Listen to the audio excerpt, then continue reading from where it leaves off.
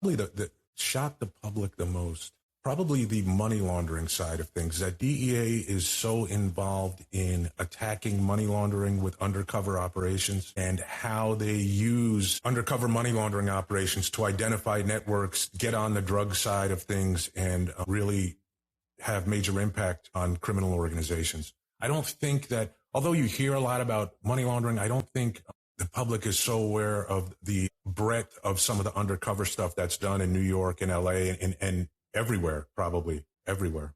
I'm Steve Murphy, DEA Special Agent retired and now host of the Game of Crimes podcast. If you've seen the Netflix series Narcos, then you know my story.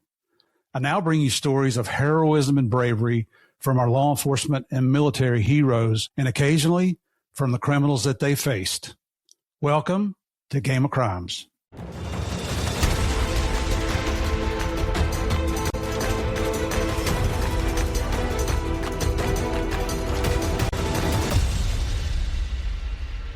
Billy, in 32 years with the Drug Enforcement Administration, tell us about the operation that never made the news, that never became famous, but when you look back today, you think, man, that was the case that changed everything for me. Ooh, I mean, that's a pretty easy one for me, Steve. 1995, it was a case on a Mexican transportation group in LA. And at that time, it was kind of a transitional time in LA, the early 90s. 1995 was at the tail end of it. But when I started in 92, really, there weren't a lot of wiretap investigations in LA, and no one really wanted to do them. And one of the big transitions I went through early in my career was kind of moving into that wiretap area, clone cell phones, et cetera. And I did a case in 1995 on this Mexican transportation group that was bringing in huge amounts of cocaine, and they were using encrypted cell phones in 1995. It was a little add-on device. They bought it at like a spy shop or something, and they would get on the phone and just whistle. And that meant the guy would kind of hit the button, and all we heard is this garbled noise. And we had a guy named Charlie who was, I think he was National Guard, Marine Corps National, or something like that. He had been in the Marine Corps, then he was in California National Guard, and he got assigned to work with us. And he's like, I can break that encryption. And he went to the spy shop and bought the same kind of device that these guys had. And I don't know what he did, Steve, but he made something where we would take, and this is back in the days of cassettes. We would record the wiretaps on cassettes. So you would have this cassette tape of this jumbled conversation, put it in this machine, plug this device into the speaker of the cassette recorder, and all of a sudden it would be pretty clear and you could actually understand what they were saying. Holy cow. But that case was big for me because it gave me a strategy. I learned how to attack the problem from that case. And what we would do is we'd go up on this group of Mexican traffickers that were bringing the cocaine across the border. At that time, it was cocaine and weed. Yep. And we'd identify the Colombians that they were passing the drugs off to, a couple 100 kilos at a time. And then what we would do is stay up on those Colombians and take the Mexican cell down. And then we would just wait and wait. And then a new Mexican group would pop up and we'd get back on them from the Colombians. And then we would take the Colombians down. And then we would just sit and wait on the Mexicans until so it was like a seesaw. We just kept bumping back and forth between these two groups. And I said, man, for that time, with that kind of problem set that we had, that was a fun strategy. It would never end. You could literally work it forever and be on new groups, and you could take stuff down and give discovery. And you'll remember those days, the Colombians knew nothing about the Mexicans that were supplying them the cocaine. So you gave them all the discovery. It didn't matter. It wasn't going to compromise what you were doing on the other side. So that was a fun case and kind of gave me a strategy, which I worked for a couple of years after that. Well, and let me tell you, you made one heck of a name for yourself. And ladies and gentlemen, it's my honor to welcome our guest here today, a 32-year veteran with the Drug Enforcement Administration, started out as a street agent, worked his way all the way up to the special agent in charge of the Los Angeles Field Division, which is one of our largest field divisions, one of our busiest field divisions. And when I was in special operations as an ASAC, the Los Angeles Field Division spent more money on wiretaps than New York, than Miami, probably more than most divisions added together. which was always a challenge. Yes, it was. Because we had to be accountable for every penny we spent. Hey, Steve, I heard the term exit strategy a couple times in those years. Oh, yeah. It's amazing how these trendy words come out and they expect you to listen to them, right? Yeah. Follow them. But all that, what that was all about was trying to save money, not putting people in jail. And that's just frustrating when you're the guy out there trying to make the case. But Billy here, and this is Bill Bodner, William Bodner, we call him Bill or Billy. Since he's retired from DEA, which was just a few years ago, he is a consultant. He's still an investigator. He does public education on drugs and fentanyl. So he's still living up to his oath. You folks hear me talk about that all the time. Just because we retire does not mean that our oath expires. He has a podcast of his own. He's a co-host on the Truth Nation podcast. Encourage you to go give that a listen. That's Truth Nation podcast. And now, and this is the best part. I just got goosebumps getting ready to tell this, Bill. He is a technical advisor and an actor on HBO's successful series Euphoria. That's pretty crazy. I'm just so excited for you, Billy. So, man, welcome. Thank you so much for coming on the show, and welcome to Game of Crimes. Thank you, man. Thank you for the invitation, man. I love this show, and I've been a fan of you since back in the day, so it's great to be here. Well, we figured out how to work the system and make cases and get their money. Yeah. Oh, man, I'm so excited to have you on here. It's another legend in the world of the Drug Enforcement Administration. You're looking at him right now, ladies and gentlemen. I'm not talking about me. I'm talking about Mr. Bodner here. It's just so many things that he did. Like to go to Special Operations Division, you needed, what they were looking for is people with a strong wiretap background. I got there in, so let's see, when did I get there? 90, I got back 96, maybe 98. No, I got there in 01. I got there 3 weeks before 9/11. I had done one wiretap in my case in Greensboro, or in my career in Greensboro, North Carolina, which turned out to be just a cluster type case, if you folks know what I'm talking about. But my ASAC at the time was a legend in DEA also. His name was Joe Keefe. Joe, I don't know. I guess he recognized that I'd worked my butt off for trying to get the job done, which that's how you're successful. Strong work ethic. And he brought me into SOD. And this is how I got to meet the legends in the field that know. Do you have any idea how many wiretap cases you did in your career? No, I don't. I mean, pretty much. The first one, it was 93 and did it. I became a supervisor in 2002. So in that whole time, that's pretty much all I did. And then even as a supervisor, when you and I got a little more involved with each other, our group was heavy into wiretaps. Yeah. Would you, I know it's hundreds. Would you think it was over 1,000? No, I mean, if you counted when I was a supervisor, yes, but I think probably hundreds that I did. Yeah. That was my thing. That was definitely my thing. And Steve, I don't know. Listen, I don't know if it's well, first off, one thing you said is started out as a street agent. I think all of us like to think that we kept that mentality throughout our careers. Yeah. I hope that when I was a SAC even, I had the mentality of a street agent. It's not for me to say. You'd have to ask the people that worked in the office. Hopefully that stayed. You know what? When you were the SAC there, I didn't hear any complaining coming out of LA that this new SAC sucks or anything like that. I think people knew you, brother. That's good. And the other thing is, you talk about a strong work ethic. I think it's almost, and man, I had a conversation with Bill Moakler once in 1997, and I don't know if it's a strong work ethic or an addiction.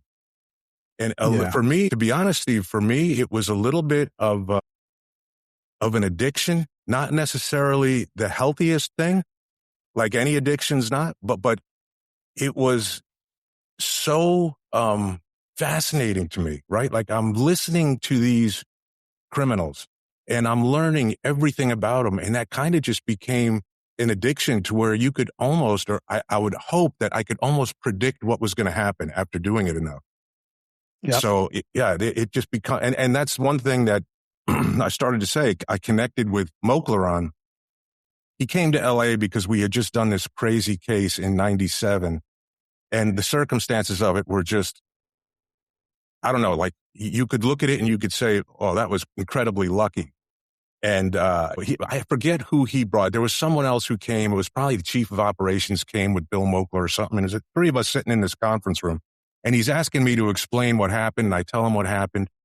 And the one guy that was with him said, man, that was pretty lucky, pretty good stroke of luck there. And Moakler just kind of smiled and he looked at me across the table. And I never forget what he said. He said, Bodner, it's like the junk, isn't it? And I knew what he was saying. Like the junk was the old term for heroin. Yep. And that's what I'm saying. Like, he's not wrong. Like, it was an addiction. The work was like an addiction. And he said, just keep doing what you're doing. The guy that was with him was like, well, you got to be diversified and you got to learn how to do other stuff and everything. And Moakler was just kind of shaking his head. He said, Bodner, just keep doing what you're doing. It's like the junk, isn't it?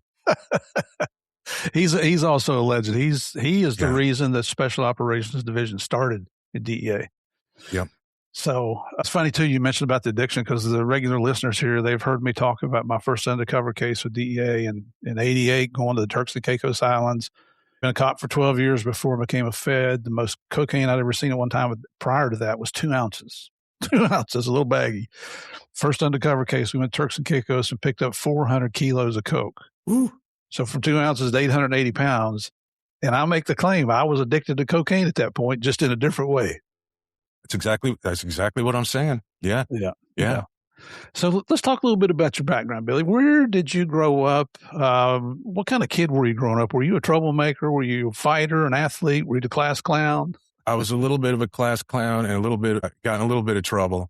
I was born in Massachusetts. I lived in a little town called Everett and then moved to really, I would say when people ask me, where'd you grow up? New Jersey. That's really where I grew up. That's where I went through like middle school and high school. I did get in a little bit of trouble. Had a couple encounters with the police that weren't too bad. And I think, tell me if you think I'm right, I think at that time, that wasn't necessarily a bad thing when becoming a DEA agent, because you had, I think what made DEA very unique back then is the people were they had a little bit of an edge. Street smarts. A little bit of an edge or a little bit of street smarts. Yep. What about your mom and dad? Did you have law enforcement in your family? Did you have brothers and sisters? Yeah, no one. I have an older brother, older sister. No, my parents, none of them involved in law enforcement. Wow. Yeah. Do you think that encounter with the cops when you were younger, did that leave an image in your mind? I mean, it did not motivate me to get into law enforcement. No, it definitely left an image in my mind, but that was not what, I don't think that's what got me in. Well, what about, did you play any sports in school? Yeah, I did. I played sports, baseball, really just baseball. That was it. Yeah, I didn't really even have a thought about getting into law enforcement until I was in college, Steve. And really not until my senior. Now, keep in mind, this is the 80s.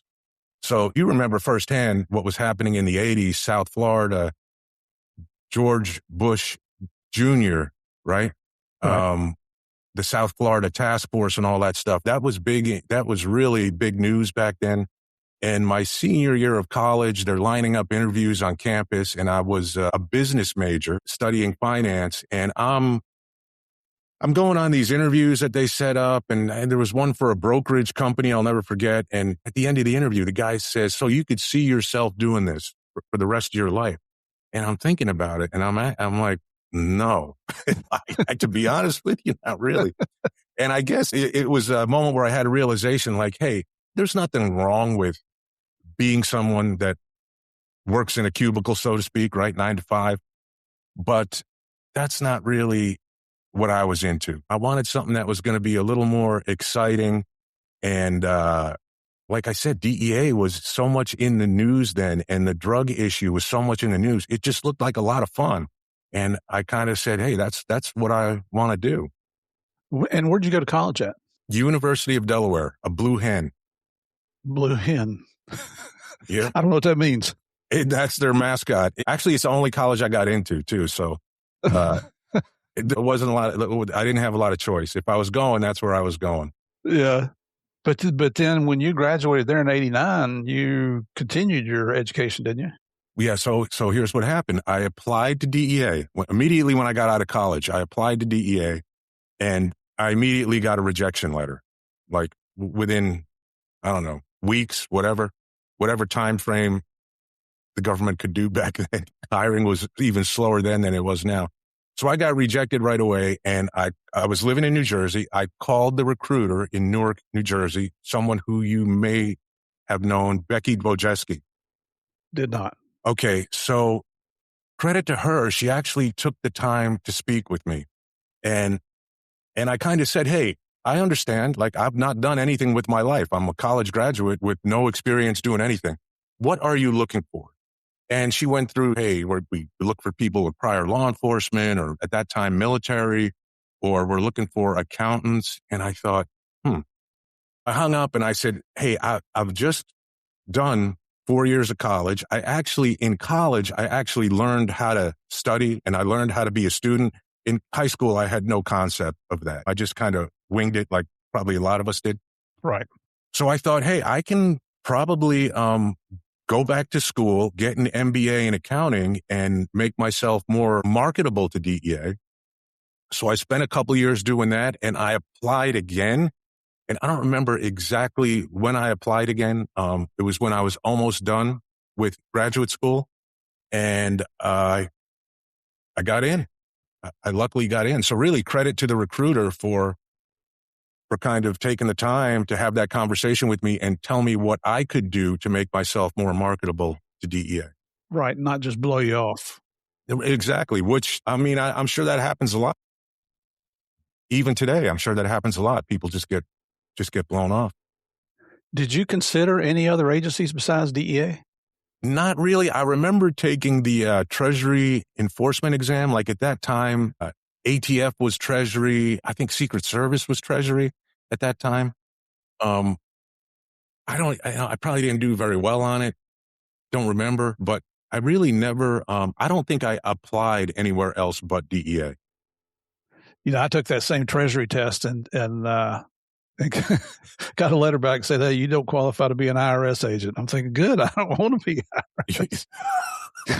I probably got the same letter. Yeah. So you're living in Jersey and you went through the FBI Academy there at Quantico, right? Yeah. And hey, I sometimes use that to my advantage, Steve, when I'm talking to FBI people. Absolutely. I'll say, oh yeah, I was a federal agent. I went in the FBI Academy in 92, and all of a sudden I sound like one of them.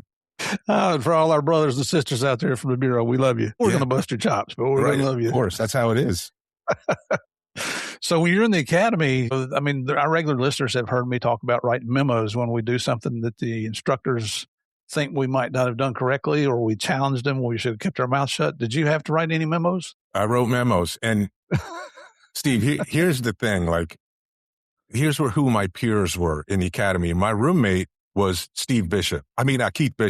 Oh my gosh. Yeah, he's my roommate in the academy. So I'm roommates with a guy who's played in the Super Bowl. The guy next door is like Joe Evans, who's, oh my gosh.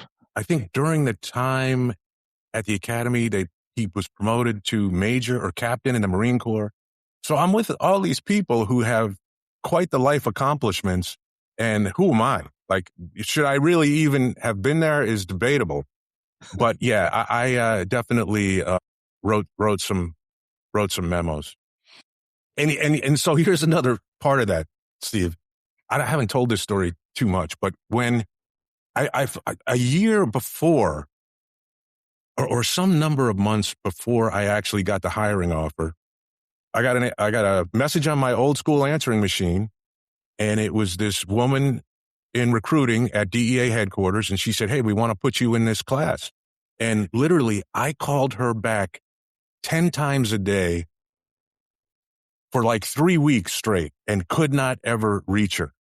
So I'm like, WTF, like, you called me and kind of said, like, call me back. We're going to put you in this class, and nothing. And months then went by. And I'm like, well, what is this all about? So I talked to somebody I knew from my hometown who was a DEA agent, PJ Callahan, was an agent in New York. Yeah. And he's like, Bill, HR is so effed up. Like, he goes, you got to call a senator or something. You got to call your local representative and get them on this, because if they offered you a job and the only thing prohibiting you from getting the job is that this woman won't answer the phone or get back to you. So I wrote a letter to Bill Bradley. He was like, I don't even know, he was a senator or a rep. And I was pretty naive, Steve. Like, I didn't know what the repercussions of that were going to be. But I guarantee you, I got the job offer shortly after sending that letter. But the people at the academy weren't too thrilled that I had done that. And a couple of them even asked me about it. And I said, well, hey, I don't know. This is what PJ Callahan, he told me to do that. Like, I didn't know that was something that I shouldn't have done.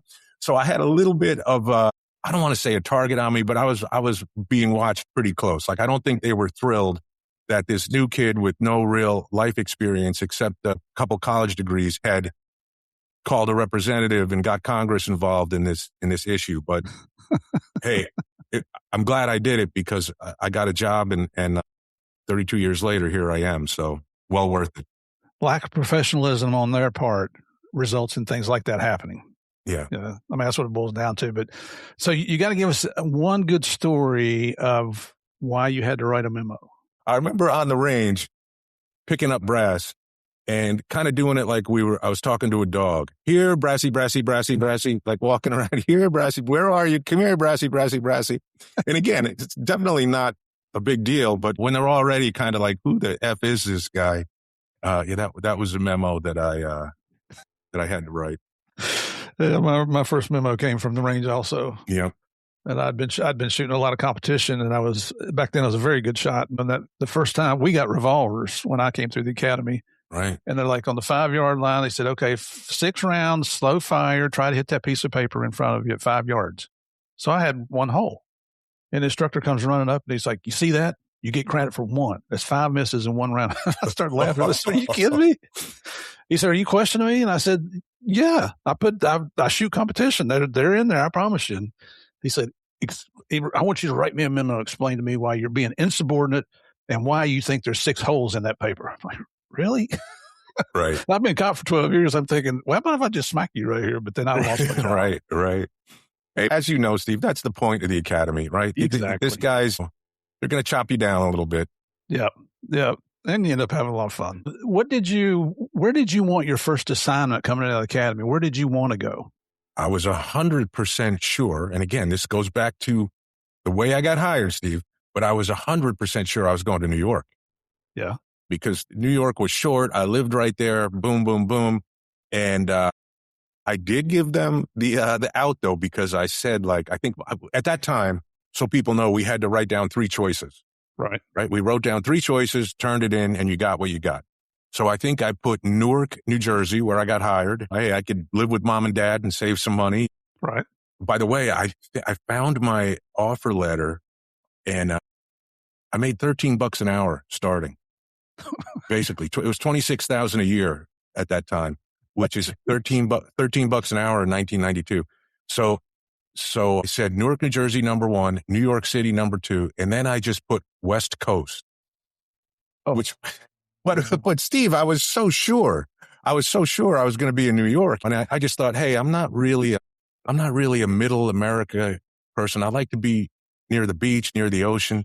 So my third choice was West Coast, and they saw that, and again, probably because of the way I maneuvered into that job, they were like, oh yeah, he said West Coast, we're going to give him Los Angeles. No one was more shocked than I to see Los Angeles on the. Oh, that'd been hilarious to see your face when you opened that envelope. Yeah. That is a shock. And then, so for the next 32 years, you stayed on the West Coast, right? Pretty much. I did a stint for 3 years at SOD, 2006 to 2009, which was a lot of fun. A great, headquarters does serve a purpose. It does. It allows you to kind of just be with your peers and not deal with the HR stuff so much, the supervision of people, which is a big, big challenge. None of us I shouldn't say that, but most of the people that are DEA agents didn't get into the job to be personnel managers, right? And then all of a sudden, that's where we find ourselves. So that was kind of good to get out of that and to do some pretty cool, fascinating stuff there. worldwide operations. And Yeah. the biggest thing for me was I ended up being there for 5 years, and the networking. I mean, all of a sudden you've got friends all around the world. When I came out of SOD, I ended up in Atlanta as a strike force director, commander, whatever they call it, as an ASAC. And the young agents, they'd come in and tell me about cases, and I'd say, well, listen, why don't you call so-and-so in Bangkok, or this person in Colombia, or this person in London. Then they would look at you and like, how in the world can you know all these people? But when I was a young agent in Miami, the senior agent would say, hey, Murph, call so-and-so here or over there. And I'm like, and I had the same question. How do you do that? Mm-hmm. But that was the benefit of going to headquarters for me was the people you met and the friendships you made. And it's not just to kind of add something to that. It's not just you're calling someone in the office. You're calling someone who you know, and there's probably a reason why you know that person. I mean, I had that experience being in LA. There was Joe Evans in Miami, Brian Crowell in New York, and Mike McDaniel in Houston. Like those were the guys. And anytime there was some kind of case or something that led to one of those cities, you called that person right away because you already knew how it was going to be handled. There weren't going to be any issues. No one was going to try to backdoor anything, and it was just going to be handled the way as if you did it yourself. Yep. That brotherhood goes a long way at that point. Yeah. Now, you mentioned Moakler coming out to LA when you were a young agent, but was there a senior agent that kind of taught you more about being an agent and how to make cases than anybody else? Yeah, I would say Mike Gunn. I don't know him. Yeah, Mike Gunn. He was he was outstanding. Kevin Merrill, who I know you know from SOD. Very well. He was when I got in my first group, he was the backup in that group. He was a senior agent. And I learned a lot from those two guys. And interestingly, Steve, I didn't have a DEA supervisor until about 8 years into my career. Wow. And as crazy as this sounds, and I've told Michelle Lenhart this, I remember telling her this at my retirement. Part of the reason why I was successful is I really had, I don't want this to come across the wrong way, but I really didn't have supervision. And sometimes and again, like I said, I don't want it to come across the wrong way. I don't mean we were doing crazy stuff, but I mean like there was some stuff that a senior agent would probably tell you, like, that's stupid. Like, don't waste your time doing that. But I had time and I'd put the time in, and all of a sudden, that's what I talked about earlier, like luck. Not necessarily luck, but if you put the time in and you do the same thing 100 times and 99 times, it doesn't work. And then that one time it works, you're like, oh, that was worth it for the whole 100 times we did it. Yeah. I'll be honest with you, I don't believe in luck or coincidence, either one. No. I think things happen for a reason, and it's through dedication, hard work, work ethic. There's a lot of different elements that could go into that, I think, that make people successful. Here's an example of that, Steve. And I already know that people are going to be like, oh, you're telling that story again. Well, I probably haven't heard it. At that time, so this is 1997. And we were doing 96, maybe, a case on some Colombians that were really based in Miami, but they would accept loads in LA, cocaine, and transport it to New York. And we were up on a lot of pager intercepts, right? Mm-hmm. I don't know. Obviously, pager's not a thing anymore, but a lot of pager intercepts. And I'm driving home one evening, and my partner, who's a LA County Sheriff's deputy, he calls me from the wire room, and he says, hey, we got this pager intercept. Like, here's the number, like area code 310-946, whatever. And at this time, like it wasn't like today where numbers are ported and you keep a number with you. Like, you could tell from an area code and the exchange, the first 3 digits of the number, about where that number was. Right. And then you knew, like, at least in LA, if the last 4 started with a 9, it was probably a payphone. So again, now I had dealt so much with phone numbers that he told me the number, and I go, that's probably a payphone at LAX. And I said, hey, now this is how stupid this is, Steve. Like, I'm driving literally by LAX to get home at the beach. LAX is on the water in west side of LA, southwest side of LA. And I said, let me swing in the airport, LAX, and let me see what's there. And I also knew from doing a lot of these cases that Carnival Airlines, you remember that airline from Miami, or was it? Yeah. Carnival Airlines was like the big Colombian airline. If you were flying from Miami to LA, you were going to be on Carnival Airlines, and they flew into the Bradley terminal at LA. So like, this is something that if I had asked my supervisor and said, hey, I'm going to go to LAX and I'm going to go to the Carnival, I'm going to go to the Bradley terminal and look for a crook. What would any sane supervisor say? They'd be like, what are you thinking, boy? Yeah. So I pull off, I park the G-Ride, I walk into the Bradley terminal, I walk up to a payphone, that's not the number. I look at the payphone next to it, Steve, and that's the number. Oh, that's the number the guy called. Now, is that lucky? Well, I a little bit, but I knew it was a payphone. I knew it was probably at LAX. I knew they'd be flying Carnival Air. And then I look up and there's these guys with, at that time, my Spanish is worse than it is today, but I could tell a Cuban accent. And so I called the guy in the wire room. I'm like, hey, man, there's some Cubans here that are real loud. And I think they just got off this flight and they're looking around. And then they went and got on a shuttle bus to a hotel. And okay, I drove over to the hotel later and I describe them. And the guy at the hotel is like, no, those guys, we didn't see anybody like that. He says, but what people do is they'll ride the shuttle bus here and then they'll go across the street and rent a car at the car rental place. So long story short, go to the car rental place. Yes, they saw the guys. We get all the information. We find out the hotel they're staying at. We set up on them the next morning and boom, that day they take delivery of 200 kilos and we hit it out on the freeway leaving town. And that was the thing where, I don't remember who the guy was, but the guy from headquarters is like, yeah, that's pretty lucky. But like I said, Moakler kind of understood. Right. He understood that I went there for a reason. And it was years of doing this stuff that I could kind of predict, like, oh, a guy's coming to LA. He's at a payphone. He's a Miami case. He's probably going to be at where this airline comes in. And you can kind of create your own luck if you're not afraid to waste time sometimes. Yeah. Yeah. And Moke, I tell you what, Bill Moakler he's such a legend. At one point when I was in SOD, I took over the training program for, I don't know, a year or two.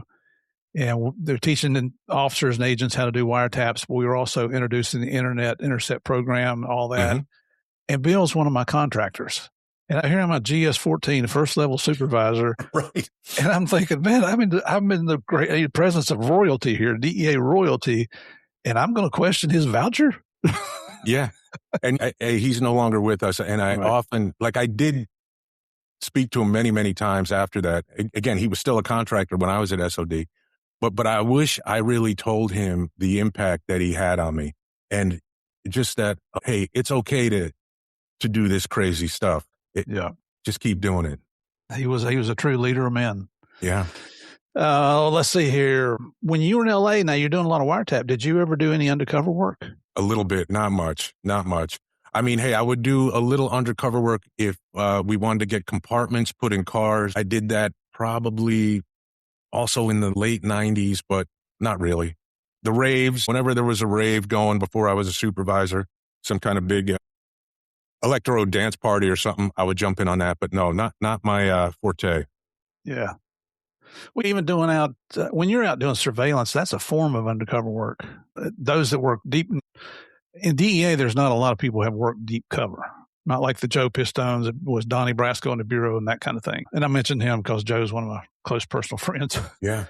But I'm just in awe of Joe because it's funny because he and I are honorary members of the board of directors for the Southern California Gang Conference down in San Diego. Mm-hmm. And every end of May, they have a conference, week-long conference. That's actually where these shirts came from. They don't pay you anything, but they throw shirts at me and I work for free and I'm pretty cheap and easy. But just hanging out with him, people say, well, can we ask you some questions about the Escobar investigation? Well, sure you can. And then invariably somebody will say, you had such an exciting career. Who do you ask when you have questions? And I point at Joe. That's the man. This guy, I've known him for 8, 9, 10 years now. We were together just a few weeks ago in San Diego, and then we came up to LA for some stuff. And I'm still hearing stories from him that I've never heard before. The guy's just a true legend. So, Joe, Love you, brother. Thank you for being a friend and for sharing everything with us. Man, and Steve, that deep cover stuff is a whole different world. I have some buddies that were ATF that did all that deep cover on the motorcycle gangs, and that's a whole different thing. Yeah. John Carr, is that one of your friends? John Carr, a.k.a. Rambo. I still keep in touch with him. Yeah. Steve, one time hey, I don't know. Do you know how he used to dress? No. Now, this is the early 90s, right? Okay. So he would wear, I don't remember. I was working at the task force in LA in the early 90s. And I don't know I don't think he was assigned there, but he would be over there a lot. And he would show up with like a bandana around the head here, and then a olive green vest with no shirt under it. And he's a big dude, right? And he had long hair at that time, long hair. And we went in a coffee shop. I went in a coffee shop with him next to the task force office. And the girl's looking at him behind the counter and looking at him behind the counter. And she says, "I know you." And he says, "Oh, you do?" She says, "Yeah, you Rambo, John J. Rambo, you John Rambo." Because he looked like Rambo from Sly Stallone movie. Yeah. That's hilarious. I got to get him on the show. I've had a lot of the ATF guys on here, especially the ones that work bikers, and I haven't had John on, but I got to get him on here. So, hey, even in his late career, when he was on his extension, he still did undercover for us. We did some arms trafficking stuff with CJNG targets, and he set up the warehouse, and he's such an expert at that stuff. Wow. That he would still be the guy we would call in 2023. So 30 years after he started doing it, he's still doing undercover. That's respect. Yep. Wow. Yep. So in your career, what's the biggest risk that you ever took out on the street? Oh, man. It didn't end well, Steve. Uh-oh. We were doing a pretty simple heroin buy bust. This is when I was a supervisor. And it was myself, a task force officer, and then another task force officer, DEA. So anyway, the surveillance got split up, and there were four of us that kind of went with this target, and we saw him pick up the dope, and he had I think about a 4-year-old kid with him. And he was at a park and walking back to the car, and we knew, I don't remember the exact circumstances, but we knew he had the dope with him. And we thought, hey, there's 4 of us here. We had 1, 2. I don't remember if we had 3 cars. I think one agent and TFO were doubled up in one car, if I remember. We had 3 cars. And as a supervisor, I made the call, which was not very bright, which was, hey, let's take him down right here. He's walking to his car in the park. He's got the dope on him. Let's do it. So he got back to the car before we could get in there. And he fled in the car with the 4-year-old, hit one of the TFO's cars, and we had a full-blown, chase across LA, and he actually got away from us. And man, I just remember being so frustrated with myself when, I guess a little bit of complacency, right? You're like, hey, we got 4 people. We can arrest this one guy. And yeah, you can if he's going to be compliant, but this guy wasn't. And it took, we eventually, I give credit to one of the guys that was in the group because he kind of made it his mission to catch this guy. And it took about a better part of a year, but we finally located the guy and arrested him on that case. But yeah, that was something looking back where didn't seem too risky at the time, but was a little bit risky and something we probably shouldn't have done. Well, we all say hindsight's 20/20. Yep. And when you're on the street there, you're making the calls and you're doing it based on experience and circumstances and what your manpower is and so forth. There's a lot of variables that go into making that decision, but you got to make it quickly. Yeah. And if you look at it, you think, and probably this is me justifying it, but if you look at it in terms of like a uniform guy, if there was one, that's something where a uniform cop would just roll up one-on-one probably. And we had 4. That's what I'm thinking. There's 4 of us. We can easily do this. He's got a little kid with him. He's not going to fight. He's not going to flee. Well, he did. Surprise, surprise, surprise. Yep. Oh, man. I want to mention also here with Billy's career, later on, he became recognized as a subject matter expert, an SME, on the business and financial dealings of transnational criminal organizations. And this guy has testified as an expert witness, which I was a cop for 38 years. I never got qualified as an expert witness. And he did that in several state and federal courts. So that's a big deal. I mean, we're talking about a guy who has the experience. He has the expertise, but he's earned the respect of the courts also, because when you go in as an expert witness, trial attorneys do their best to beat you down. Oh, yeah. And I can't imagine the questioning, the voir dire that you went through to get that expert witness sign next to your name. Yeah. Yeah. And that's something that I still do a little bit today. I did a case recently, a civil case regarding the California Angels. They were sued by the family of Tyler Skaggs, the pitcher who died of a fentanyl overdose. And I testified on behalf of the family. The only work I do in that genre, Steve, is on behalf of victims. That's it. Good for you. You know, and to the subject matter expert stuff, hey, I'm not into the soap opera side. Like, there's probably a GS-12 out there that could tell you the families and who's related to who. And we have some phenomenal experts in LA on that stuff, especially CJNG. There's a guy, Kyle Morey, who knows everything about CJNG, the families, who's related to who, how they started. Wow. That's not really my thing. My thing is kind of the business side of it. Like, why these groups, why traffickers do what they do, the motivations for kind of switching to different types of drugs that they traffic, what's going on in the drug market. And really, that's kind of my love, is just the business of narcotics trafficking. And outside of DEA, you really can't do an awful lot of that unless you get involved in television stuff or somewhere where someone wants to kind of hear that stuff. So it's not like, it's not going to help me in a corporate security gig knowing how drug trafficking groups operate. Yeah. Well, it's worked out pretty well for you. We're going to talk about that here Yeah. just a little bit. And I mentioned earlier that you rose up through the ranks, becoming the special agent in charge of the LA Field Division. And just give the listeners an idea of the geographical area of responsibility you have as the LAFD special agent in charge. Yeah. So it's the 7 counties that make up the greater LA area. So I shouldn't say, I guess that's what it's called. So that's to the north, San Luis Obispo County, all the way down to Orange County, and east to the Nevada border, San Bernardino, Riverside, LA Ventura counties. And then interestingly, the state of Nevada, the state of Hawaii, and the territories Guam and Saipan.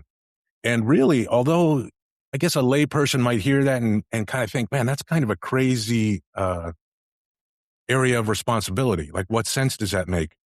Well, even to this day, the trafficking patterns kind of dictate that. If you're in Vegas, the drugs are likely coming from LA. I mean, I'm sure there's a lot coming from Phoenix, but a lot come from LA. Same thing with Hawaii. The drugs in Hawaii traditionally come from LA. So it's a lot easier to coordinate an investigation with those outer offices when the leadership is under one roof. So it actually does make sense. But man, the drug issue's a lot different in Reno, Nevada than it is in, Riverside, California. Right. And there's a DEA office in Guam. Is there one in Saipan? So there was, when I was there, and again, I'm 2.5 years out, there was a post of duty in Saipan. Okay. Yeah. That's a lot of responsibility there. Yeah. So based on, and I want to get to some different questions here a little bit now, and these will continue on into tomorrow, but what, in your opinion, what would shock the public most about how DEA actually operates? Probably the shock the public the most. Probably the money laundering side of things, that DEA is so involved in attacking money laundering with undercover operations, and how they use undercover money laundering operations to identify networks, get on the drug side of things, and really have major impact on criminal organizations.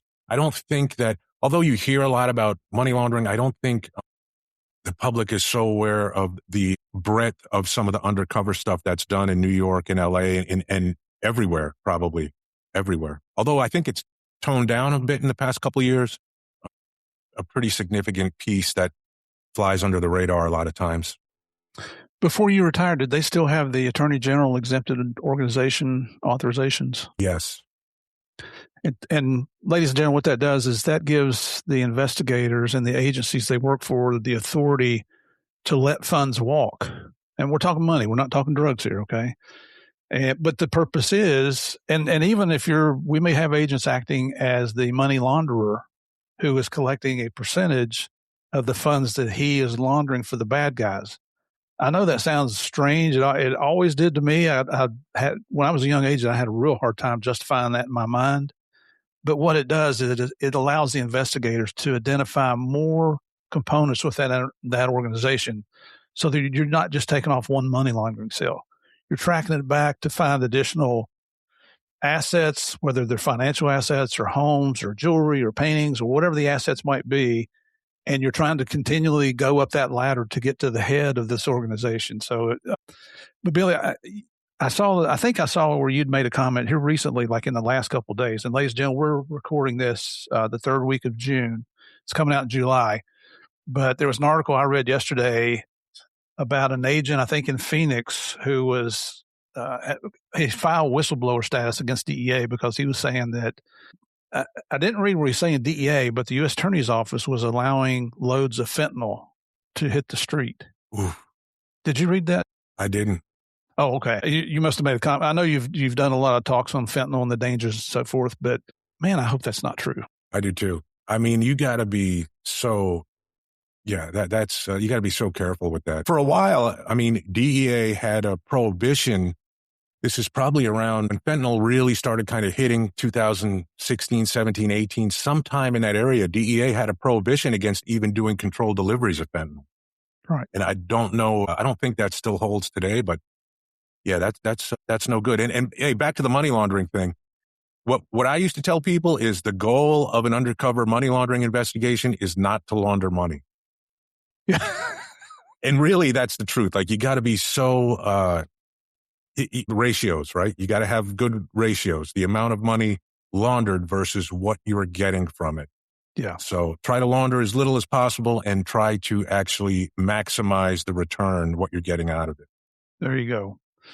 It's not, trust me, it's not done lightly. And we're going to talk probably tomorrow about your movie and TV career, but I do want to ask you one question now. What is it that you think that movies consistently get wrong about federal narcotics investigations? And you're the man with experience. Yeah, man, that's a good question. I think they miss the complexity a lot. And yeah, there are simple cases out there, but even the simple cases are, if the job's being done correctly, are tied into bigger networks. And one thing that always shocks me, not really, or that shocks people, I should say, not really on the scripted side of television, but like on the documentary side, is they're blown away by how long it takes from the initiation of an investigation until the case is fully adjudicated in court. Right. A year and a half of the person in custody still negotiating a plea, getting discovery, et cetera, et cetera. And I think that's something that the public, they think it's, hey, the guy's arrested, the case is done. Man, there's a lot that happens after the arrest that drags on forever and ever.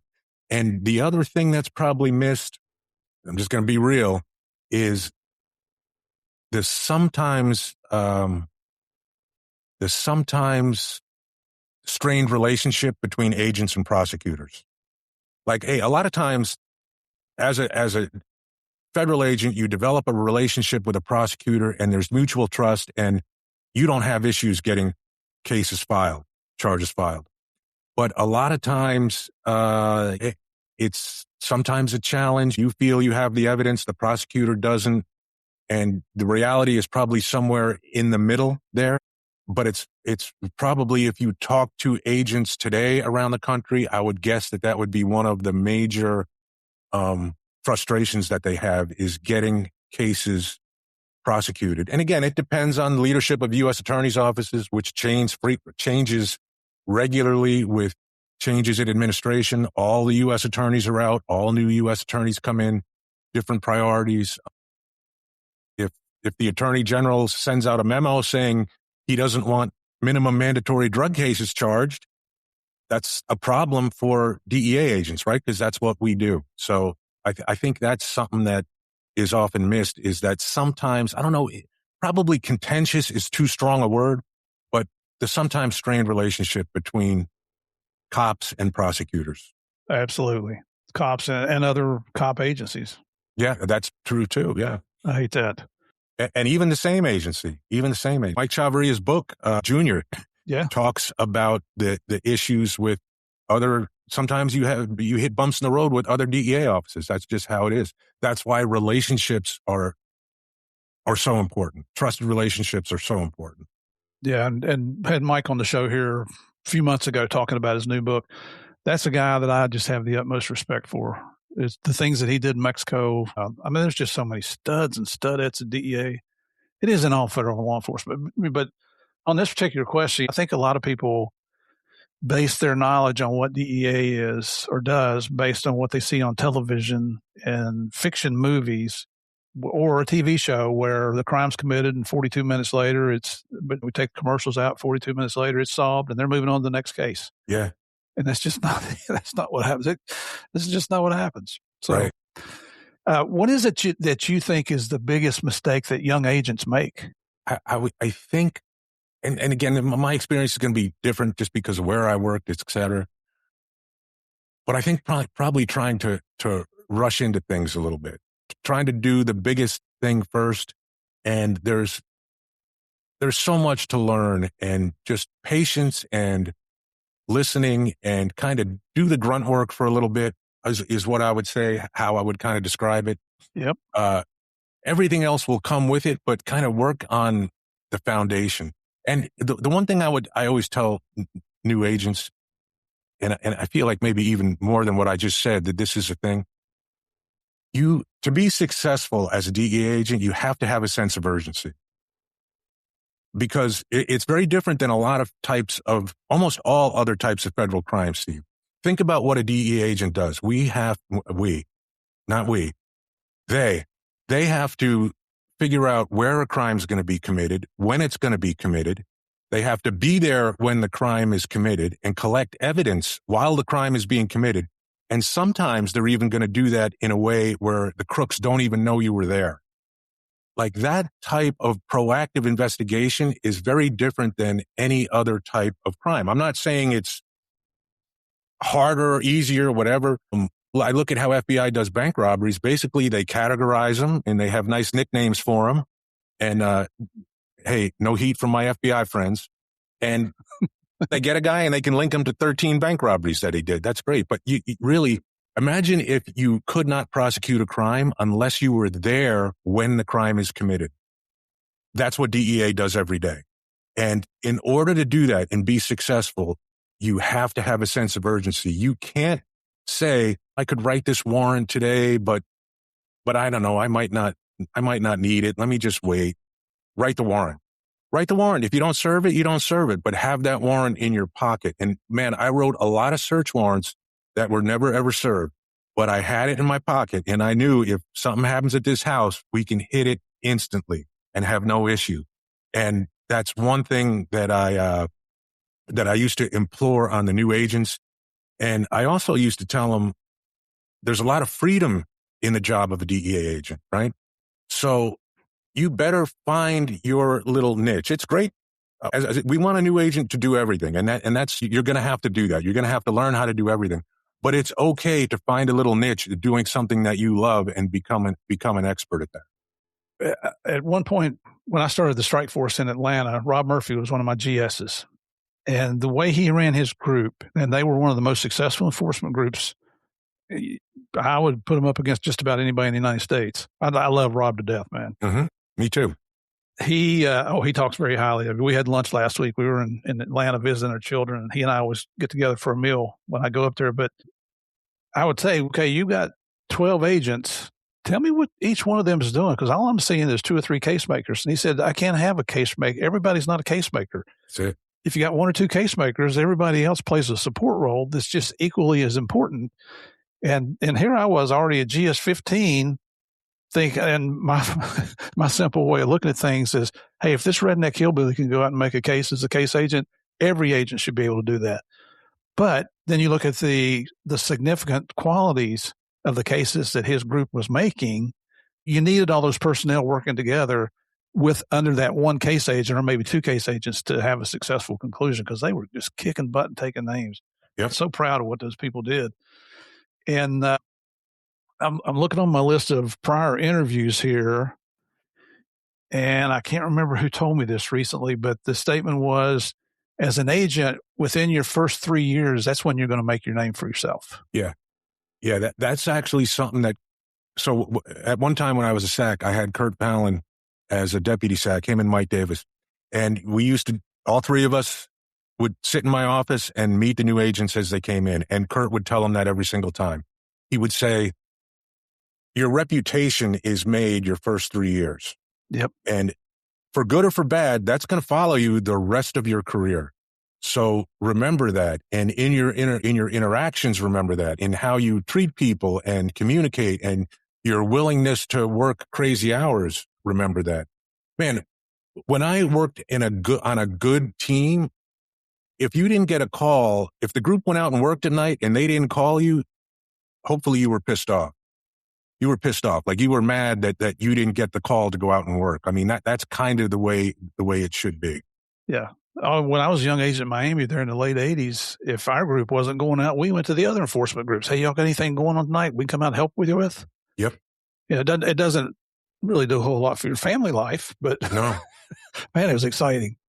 But that goes back to what I was saying earlier about addiction. It's not necessarily work ethic. It's not necessarily healthy. I remember being like a 13 in LA, and there was another guy who was a 13 who was going on vacation to a very, I don't want to say too many specifics, Steve. He was going on vacation to a very exotic spot regularly.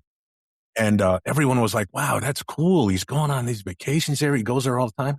And I was like, what? That's so stupid. Like, what could he possibly be doing on vacation that's more fun than what we're doing here? But Steve, I said that with a straight face. Like, it just didn't make sense to me that someone would want to do something else other than play this game that we were playing, that we played as a kid, but now we were doing it in the real world. It just didn't compute to me that someone would want to take a vacation from that. It made no sense. So hence why I didn't get married till I was 44, 45 years old, and lived in a one-bedroom apartment by myself because I just loved the fun of the work so much. Probably looking back, not really healthy, but damn, it was fun. Yeah. And you were married to the job. You were married just in a different way, man. Yeah. So this is a little bit more of a serious question, and I'm talking about as you progress through the ranks. Did you ever have a point in your career where almost like an aha moment comes along and you realize that your decisions were placing people in positions that could potentially get them killed? Yeah, I think as a supervisor, I mean, it could be that one incident I already talked about, but I think just as a supervisor in general, hey, in my world, Steve, a GS7 through GS12, as crazy as this is going to sound, they really shouldn't be thinking about safety. They should be thinking about what they need to make their case successful. And then at the 13 level, hopefully there's a strong backup in the group. He's going to start interjecting some of that stuff. Like, hey, listen here, knucklehead. Like, I see where you're going with this, but that's a little crazy. And then as you come up through the ranks of 14, you're thinking a little bit bigger picture. It has to be safe. As a 15 now in ASAC, maybe you're thinking about reputational risk and what could happen to big DEA. And I guess what I'm saying is your decision making has different criteria depending on where you sit in the chain of command. And probably as a 14 is where I learned. I wouldn't necessarily say one incident. Yeah, it could have been the first time I looked at an ops plan and signed off on it and said, okay, this one's on me. I think as a 14 was the first time I really realized, like, hey, this stuff has to be dialed in because these people are relying on me to do my job now. Like, their job isn't to think about all this safety stuff. I want them to just be crazy case makers that I have to rein in. My job is to make sure everything now is safe and everything's buttoned up. Absolutely. And when you're that GS-14 group supervisor and you're out on your street with the guys and the shots are being fired, so a lot of learning goes on during those moments too. Mm-hmm. Mm-hmm.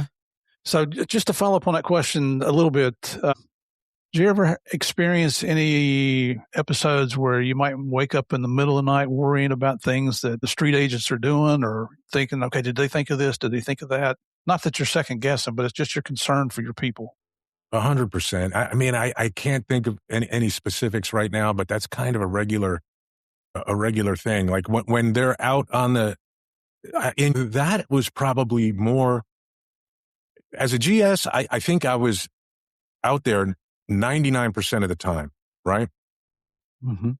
As an ASAC is when that phenomena comes up, because there's a group out there, you haven't heard anything, you're starting to think what's going on, maybe you fall asleep and you wake up and the first thing you do is reach for your phone and you say, shit, they still haven't called me, what's going on? So yeah, I think as an ASAC is kind of when second line supervisor is when that kind of sets in, and you start worrying about those things and what's happening, because you're not, hey, if you're there and doing it, you're good. You're not thinking about calling your boss, as you know.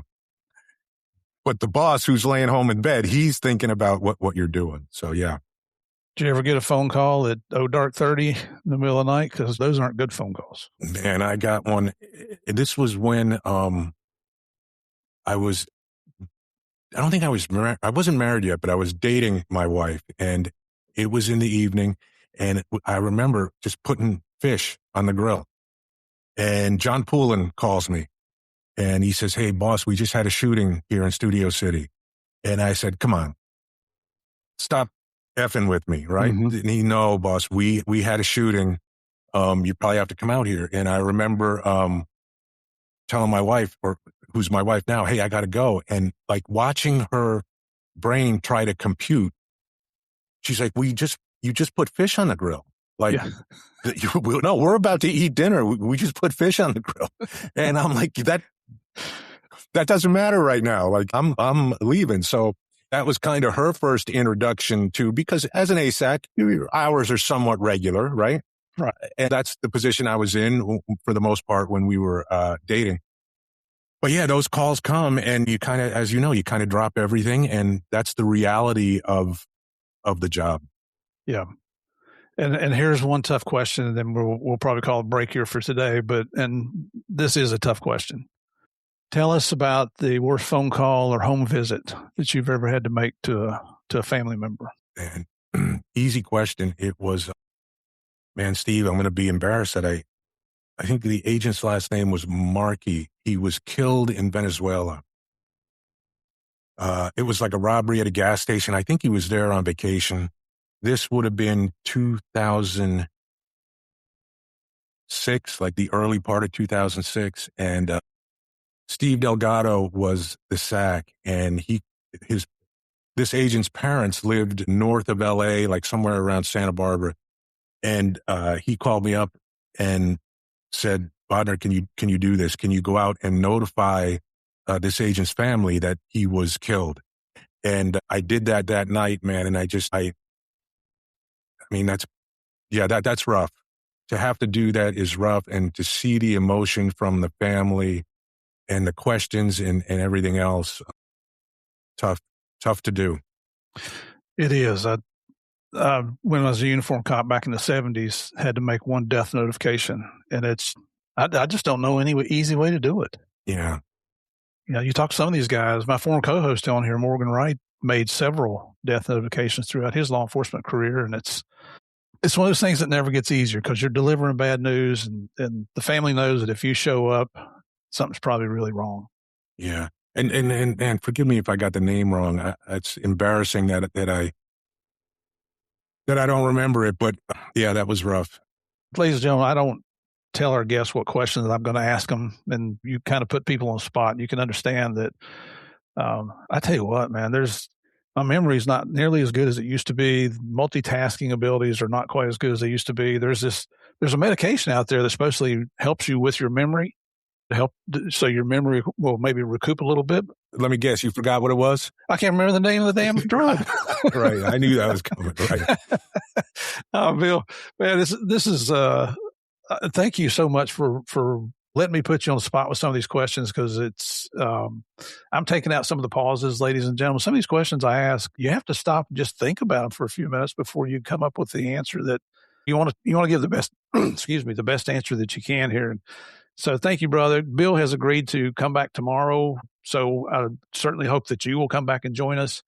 We're going to get into a little bit more about drug enforcement. I got one really, really good question. I can't wait to hear your answer on this, because I know if anybody in DEA has a good answer to this, it's going to be you, Billy. But we also want to get into what he's doing in Hollywood, because I just think that's so exciting. And of course, we're going to go with our rapid fire round.